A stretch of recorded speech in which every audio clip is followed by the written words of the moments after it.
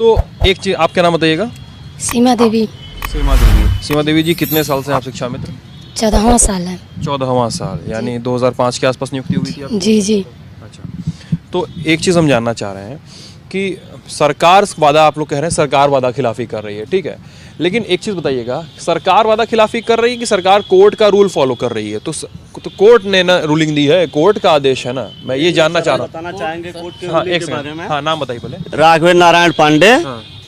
और शिक्षा मित्र हैं 2006 से। सर, जो 25 जुलाई 2017 का माननीय सुप्रीम कोर्ट का आदेश आया, उस आदेश में कहीं से भी ये नहीं था कि इनको निकाला जाए। उस आदेश में स्पष्ट आदेश था कि अगर सरकार चाहे तो इनको रख सकती है। उसके बाद भी सरकार ने केवल संवेदनशीलता का परिचय दिया। बार बार हम लोग धरना दिए, प्रदर्शन किए, बार बार इनके पास गए। संवेदनशीलता या संवेदनहीनता? नहीं, सुनिए सर मेरी बात पहले।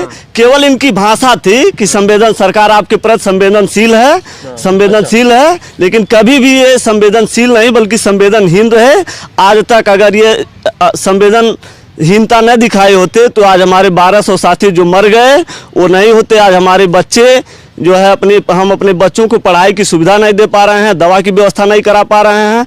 हमारे माँ बाप जो है, कितना मिलता है एक महीने में आपको? एक महीने में 10,000 मिलता है। और सर, हम आपको बताना चाहेंगे कि माननीय मुख्यमंत्री जी, इनके जितने भी मंत्री हैं, ये हमेशा कहते हैं कि हमने इनका मानदेय बढ़ा के जो है 10,000 कर दिया, 3500 से 10,000 कर दिया। सर, नहीं कहता, योगी जी कहते हैं, योगी जी कहते हैं, इनके मंत्री कहते हैं, इनके कार्यकर्ता कहते हैं। सर, हम इनको बताना चाहेंगे और अगर ज़रूरत पड़ी तो इनको पढ़ाना भी चाहेंगे। जैसे हम लोग 14 साल, 19 साल, 20 साल से हम लोग बच्चों को शिक्षा दे रहे हैं, और पता नहीं ये सरकार, ये लोग किस विद्यालय में कैसे पढ़े हैं, इनको इतना तक ज्ञान नहीं है कि जो 3500 के बाद नहीं, 35,000 के बाद हम जो है इनको 10,000 पे कर दिए हैं। और ये लोग बार बार वही कहते हैं कि 25 से 30,000 रुपए कटौती हो गई सैलरी में। जी जी जी, 25 से 30,000 कटौती कर दिए। और ये सरकार ने, सुप्रीम कोर्ट ने बार बार जो है कहा था कि इनको 2 टाइम अटेम्प्ट दिया जाएगा और इनको बेटे दिया जाएगा, उसको भी ये सरकार फॉलो नहीं कर रही है। एक चीज बताइएगा, जो लोग कोर्ट में गए थे, मुझे जहाँ तक पता है, जो लोग कोर्ट में गए थे याचिका दायर करने आप लोगों के समायोजन के खिलाफ, जब आपको समायोजन मतलब रेगुलराइज करना, कि ये लोग शिक्षा मित्र थे, इनको सहायक अध्यापक के पद पे नियुक्त किया अखिलेश यादव ने, जब उनकी सरकार थी, और उसके बाद कुछ लोग हाई कोर्ट गए, इलाहाबाद हाई कोर्ट गए याचिका लेके। तो जहाँ तक मुझे याद है, पता चलता है लोगों से बातचीत करके, कि हाई कोर्ट में वो लोग गए थे जो सहायक अध्यापक के पद पर BEd, टेट ये सब निकाल कर पहुंचे थे, है ना? ऐसा कुछ नहीं है सर, हम लोग भी जो है, कौन लोग याचिका, कौन से लोग दायर किए थे, मैं ये जानना चाहता हूं। याचिका जो है, बेरोजगार लड़के थे, जो बीएड किए हुए बच्चे थे, जो कह रहे थे, जिनको जो है कि हाई कोर्ट ने आदेश कर दिया था कि अब ये जो है कि प्राइमरी में इनकी नियुक्ति नहीं हो सकती है।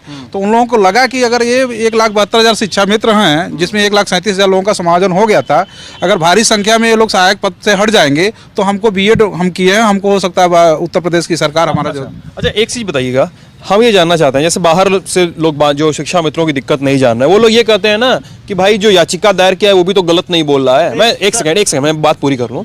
लोग कहते हैं ना कि याचिका दायर किया है वो भी तो गलत बात नहीं कर रहा है, भाई वो भी तो पढ़ के आया है, वो भी तो टेट निकाल कर आया है, ये सब करके आया है, ठीक है। समाज में एक भ्रामक न्यूज फैलाया जा रहा है। अरे भाई मेरी बात तो सुन लीजिए।